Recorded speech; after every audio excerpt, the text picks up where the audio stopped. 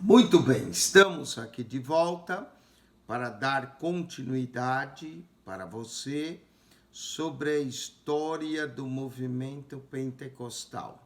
Nós, há 2 vídeos atrás, falamos das Assembleias de Deus.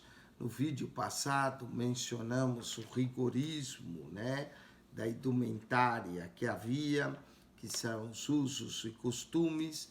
Falamos também sobre o estudar dos estudos teológicos, quando não havia restrição, até a década de 80. Falamos também da formação teológica, demos uma ideia acerca do que a Assembleia de Deus crê em diferentes aspectos, na bibliologia, na teontologia, na cristologia, na pneumatologia, angiologia, a antropologia, a armatiologia, soteriologia, eclesiologia e escatologia. Para você, também falamos como que era divulgado, através dos jornais, da revista Escola Dominical, a doutrina das Assembleias de Deus. Agora vamos falar das formas de expansão do pentecostalismo clássico, A evangelização continua. Sempre foi um dos maiores segredos do crescimento da Assembleia de Deus. Daniel Berg e Gunnar Ving, quando ainda mal falavam a língua portuguesa, iam às casas, perguntavam se havia algum enfermo. Era raro não haver. Eles se ofereciam para orar pelo doente. Em seguida, falavam de Jesus.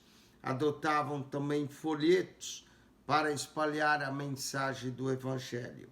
Esse hábito tornou-se cultura em todo o país. Aos domingos à tarde, era costume realizar cultos ao ar livre. À custa desse método de propagação do Evangelho, foi feita uma significativa colheita na Igreja de Cristo. Essa é ainda uma prática comum em algumas localidades do Brasil, porém erradicada em muitas outras por causa da proibição das autoridades. A mídia radiofônica, televisiva passaram a ser usadas também em favor do Evangelho. E muito resultado se tem auferido através desse método. O rádio foi introduzido no Brasil em 1922 e atuou como o primeiro veículo de massas, tornando-se parte do cotidiano doméstico. Com extraordinário poder de entretenimento, apresentava programação ao vivo, levando ao ar dramas e cantores, fazendo convergir para ele os jornais, as revistas e o cinema. Começou também a ser utilizado pelos evangélicos em meados do século XX e mostrou-se instrumento eficaz na evangelização, na propagação das igrejas evangélicas. Em princípio, a própria presença desse aparelho dentro do lar causou grande polêmica nas primeiras igrejas pentecostais brasileiras, como a Congregação Cristã no Brasil e a Assembleia de Deus. Essa rejeição retardou em mais de 20 anos a presença da Assembleia de Deus dentro desse segmento na mídia radiofônica. A Congregação Cristã no Brasil jamais aderiu a qualquer instrumento de comunicação como meio de difusão da sua mensagem, nem mesmo literatura interna. A única literatura que usa é a Bíblia.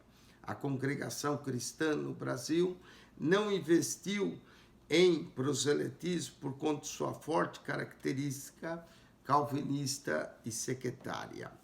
O rádio era rejeitado por ser um veículo de comunicação propício à contaminação da fé, pela sua programação com músicas mundanas e radionovelas e outras coisas. Mais tarde Esse ataque foi destinado à televisão, que, assim como a rádio, foi denominada por alguns como caixote do diabo.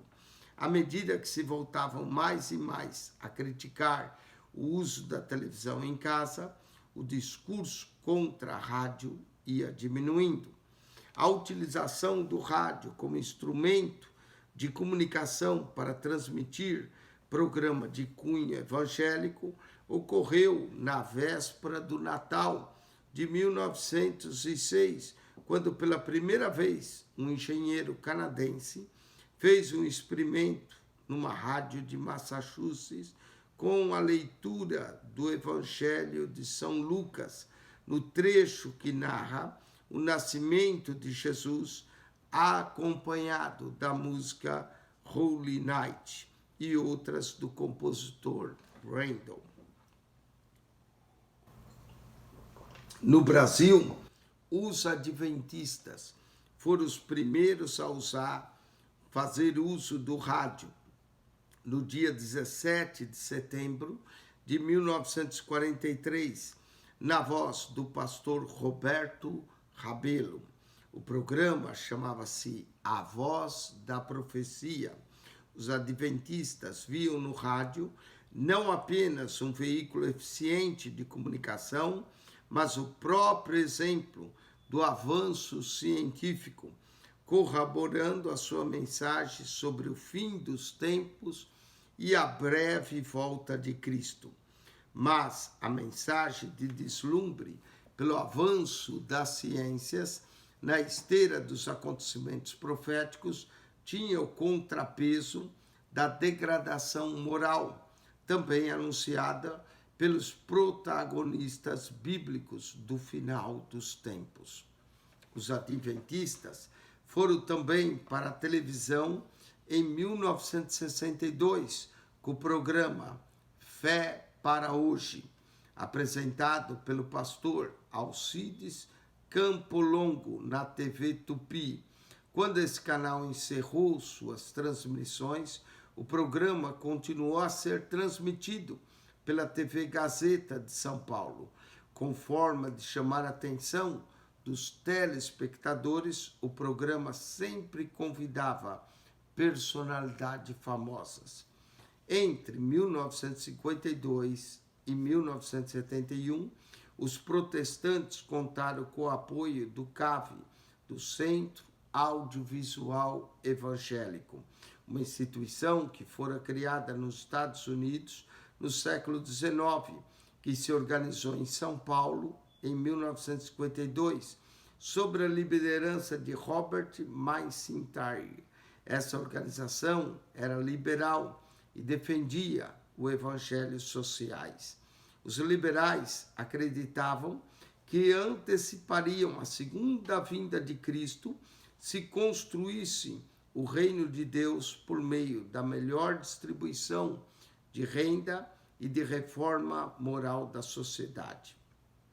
O pastor presbiteriano, reverendo José Borges dos Santos Júnior, apresenta em 5 minutos os programas Jardim das Oliveiras, A Voz do Santuário, produzido pelo CAV.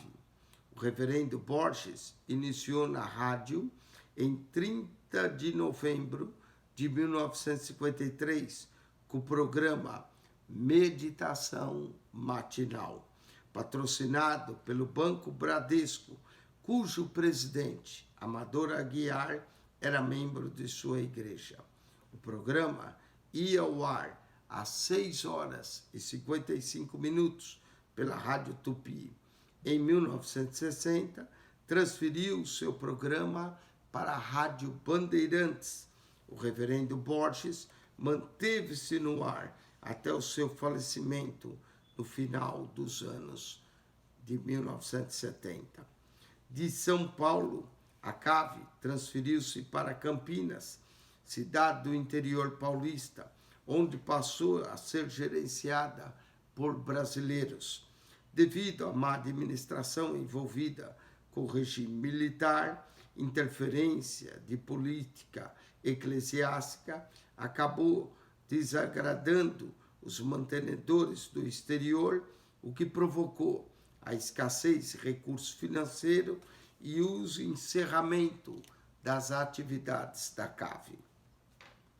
Cerca de 10 anos depois dos protestantes históricos, os pentecostais mostraram-se interessados no rádio.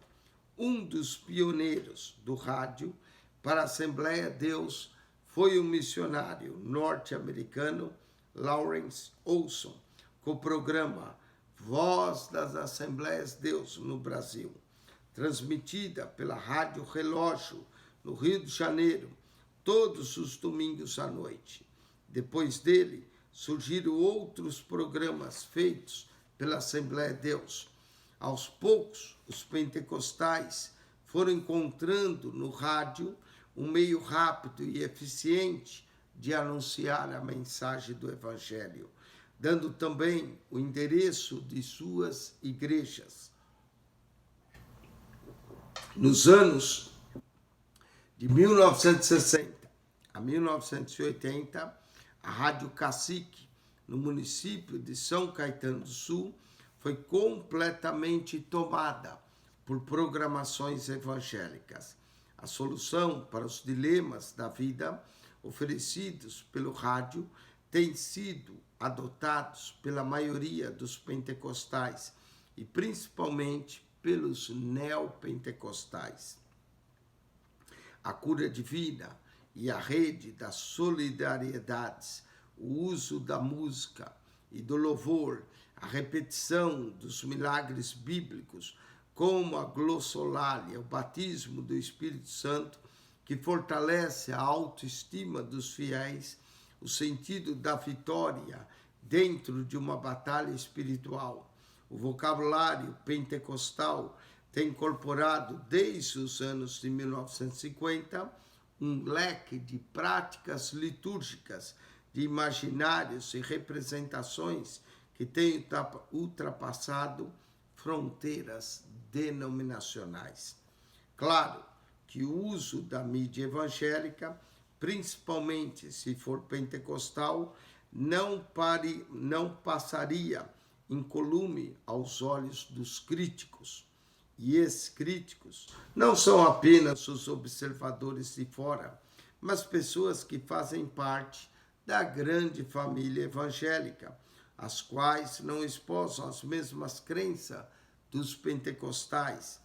Esses criticam a venda de produtos. Entretanto, o mercado evangélico, que oferece bíblias, livros, discos e outros produtos afim, também é praticado por eles. Eles também criticam a linguagem simples dos apresentadores de programas. Estariam absolutamente corretos se essa linguagem inadequada não servisse como método de atração para uma sociedade que, na sua maioria, é composta por gente que fala errado. Desse modo, até mesmo a simplicidade e a falta de correção na linguagem acabaram sendo um instrumento eficaz de comunicação do Evangelho. Do rádio, a igreja foi para a televisão, um instrumento ainda mais atrativo do que o rádio, por isso também mais caro do que aquele. Algumas igrejas têm ido ainda mais longe do que outras, pois compraram horários para estabelecer seus programas. Essas igrejas têm comprado emissoras que retransmitiram em milhares de pontos brasileiros, como é o caso da Rede Boas Novas Televisão, adquirida pelas Assembleias de Deus de Manaus e de Belém, na pessoa do pastor Samuel Câmara, pastor da Igreja Mãe, onde Daniel Berg e Gunaving iniciaram o trabalho no Brasil. Dos inúmeros programas, o de maior audiência, sem dúvida, é o programa Vitória em Cristo, feito pelo pastor Silas Malafaia, a essa altura, em seu 4º decênio no ar. A razão primordial desse interesse pela evangelização decorre da sua teologia arminiana. Os pentecostais não ficam esperando que os pecadores venham espontaneamente para o culto, porque entendem o significado da grande comissão imposta por Jesus, onde ele disse: ide por todo o mundo e ensinai todas as nações, batizando-as em nome do Pai, do Filho e do Espírito Santo. E eis que estou convosco todos os dias até a consumação dos séculos. Jesus também declarou: todo poder é-me dado nos céus e na terra. Todo poder, no grego, significa exousia, ou seja, passa exousia, toda autoridade. O termo usado por autoridade e poder, às vezes é dunamis, que é dada a todo crente, mas exousia significa autoridade maior. Jesus, depois de ressaltar o seu nível de autoridade, prossegue: portanto, ide, ensinai todas as nações, batizando-os em nome do Pai, do Filho e do Espírito Santo, e eis que estou convosco todos os dias até a consumação dos séculos. Desse modo, fica claro que evangelizar não é opção, mas é a ordem de Jesus. O crescimento biológico. A evangelização individual hoje não é igualmente praticada pelos membros da Assembleia de Deus como já foi no passado. A acomodação de hoje não era comum em tempos idos. A evangelização mais próxima do alvo praticada hoje é a de pequenas reuniões em lares, chamado popularmente de células. Esse termo apareceu primeiramente na Igreja do Evangelho Pleno, na Coreia, com o pastor David Yong-cho. Essa igreja reúne-se em lugares, em grupos de até 50 pessoas. Aqui no Ocidente foi implantado um método parecido, dos quais o modelo de grupo 12, como o G12, foi prevalente, mas devido a muitas polêmicas das doutrinas embutidas nele, surgiram também outros modelos. Discussão sobre aspectos doutrinários à parte, o método de realizar reuniões nos lares com pequenos grupos de estudo da palavra tem trazido excelentes resultados no crescimento da Igreja de Cristo, quando bem administrado. A boa administração consiste principalmente na supervisão da Igreja, para que o método não caia em contradição, promovendo divisão no corpo de Cristo. Outra forma de sustentação e crescimento da Assembleia de Deus é o biológico. Filhos e membros da Igreja, apresentados nos primeiros dias de vida, permanecem nela até a idade adulta, e os filhos desses também se perpetuam dentro da Igreja. Pesquisas realizadas nos anos de 80 indicavam já naquela época que o número de batizados na Assembleia de Deus somava 60% de filhos de crentes que nasceram e foram criados na Igreja. O crescimento biológico numa igreja centenária constitui-se num fenômeno sociológico razoável, ainda que idealmente esse percentual deveria dar lugar às almas conquistadas de fora, mesmo mantendo o crescimento biológico numa curva ainda mais ascendente. Vamos falar agora um pouco também da Igreja do Evangelho Quadrangular no Brasil. No Brasil, a Igreja do Evangelho Quadrangular, que é conhecida pela sigla IEQ, foi fundada por Harold Wedding Williams e sua esposa Mary Williams.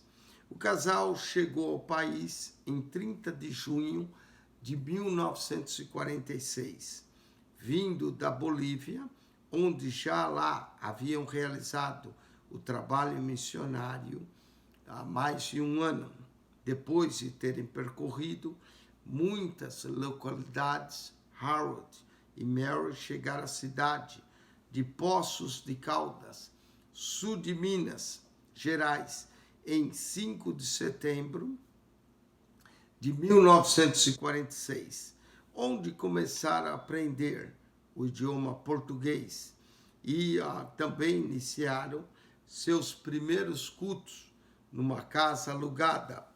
Para sobreviverem, Harold dava aulas de inglês. No dia 15 de novembro de 1951, Harold William, ex-cowboy do cinema americano, fundou a Cruzada Nacional de Evangelização, como também é chamada a Igreja Evangélica Quadrangular. Em janeiro de 1952, chegou ao Brasil seu amigo Raymond Boatwright. Boatwright pregava uma eloquente mensagem de cura divina. Conta-se que em cada reunião, pessoas eram curadas de enfermidades, outras libertas de possessão demoníaca. Os dois norte-americanos não se limitavam a São João da Boa Vista, no estado de São Paulo, onde residiam. Aceitavam convites para pregar em outras localidades, dentre elas a Igreja Presbiteriana Independente do bairro do Cambuci, na capital de São Paulo, onde milagres aconteciam em abundância. O impacto espiritual era grande. Os jornais anunciavam as ocorrências. Pessoas vinham de longe para conhecer aqueles dois norte-americanos, os quais eram convidados para pregar em todas as partes do Brasil. A Igreja do Evangelho Quadrangular Internacional hoje está presente em 146 países. O Brasil para Cristo. O Brasil para Cristo nascia como resultado do movimento que gerou no Brasil a Igreja do Evangelho Quadrangular, por intermédio de Manuel de Melo, diácono da Assembleia de Deus, no bairro do Belenzinho. Manuel de Melo dirigia uma congregação daquela igreja num bairro da zona leste da cidade, quando decidiu fazer uma campanha de cura divina. Seu pastor, na época, Cícero Canuto de Lima, que fora convidado a participar do evento, não concordou com a liturgia, recusando-se a fazer oração específica para a cura de doentes, considerando que havia feito uma oração durante o culto. A atitude do pastor Cícero Canuto de Lima acabou magoando Manuel de Melo. No encontro com Harold Williams, na Praça da Sé, bem como no centro de São Paulo, Manuel de Melo aceitou o convite para pregar num culto ao ar livre, dirigido por ele. Dali em diante, passou a participar da Igreja do Evangelho Quadrangular, onde foi contagiado pelo mesmo fervor espiritual.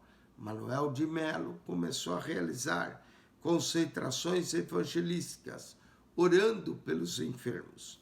A cada dia, aumentava o número de pessoas que participavam dos grandes encontros promovidos por ele. Os jornais não cessaram de dar notícias sobre o grande operador de milagres que agora sacudia a cidade de São Paulo. Não demorou e Manuel de Melo fundou a Igreja de Jesus Betel. Inicialmente realizaram trabalhos em uma tenda na Vila Carrão e em outros locais com o nome Igreja de Jesus Betel. Mas o missionário Manuel de Melo ainda não estava satisfeito.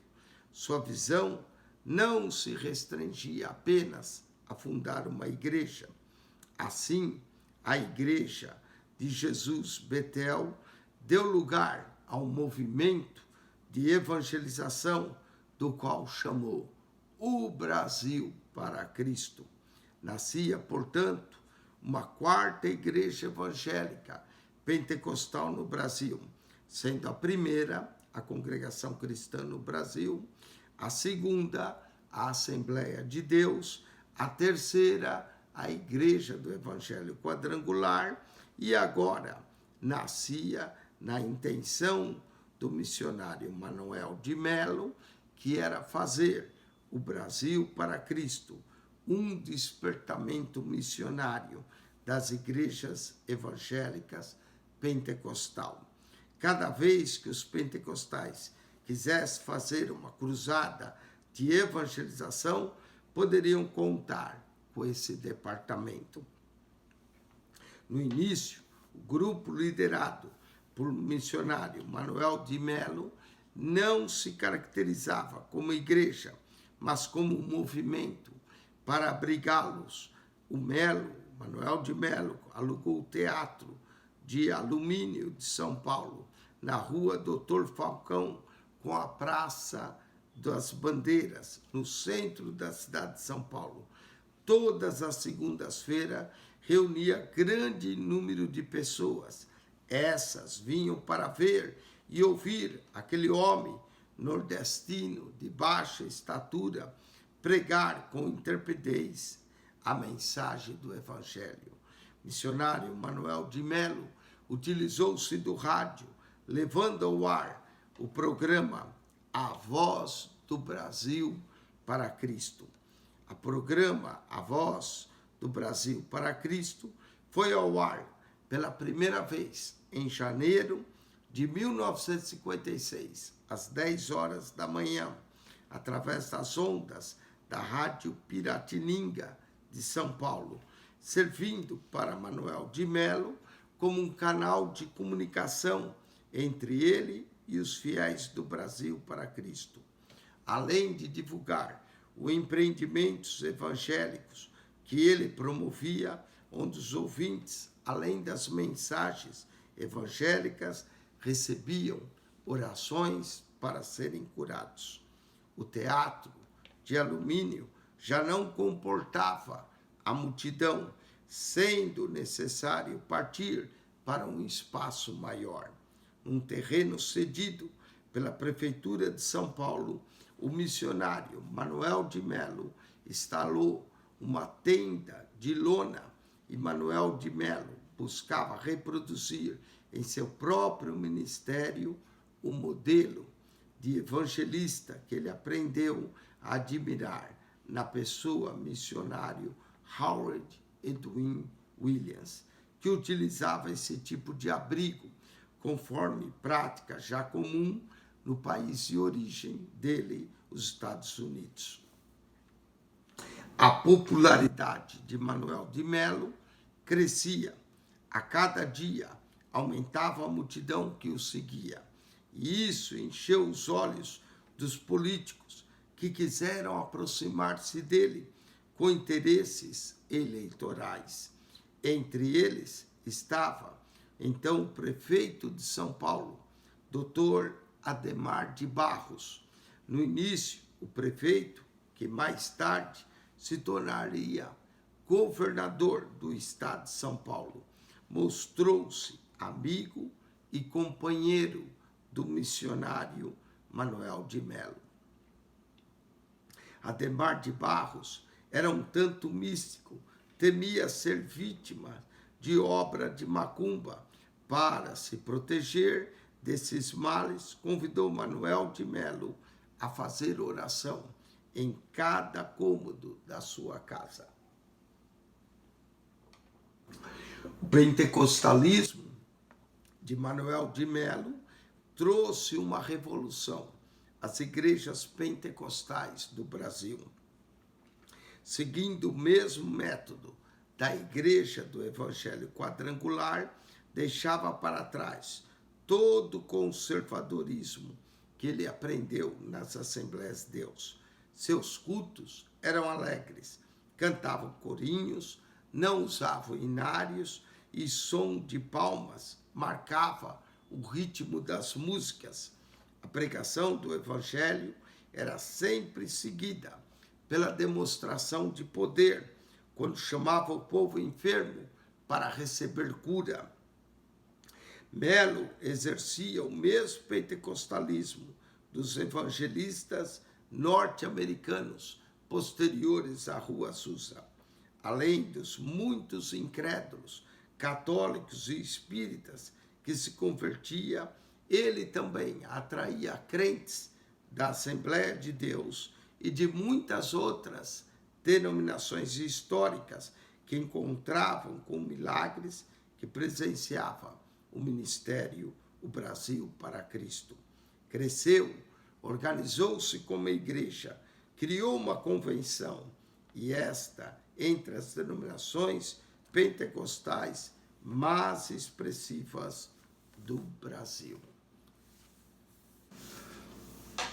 Amém? Com isso nós concluímos mais um vídeo da história do movimento pentecostal. No próximo vídeo nós vamos falar da Igreja Deus é Amor, do Tabernáculo Evangélico de Jesus, também conhecido como Casa da Bênção.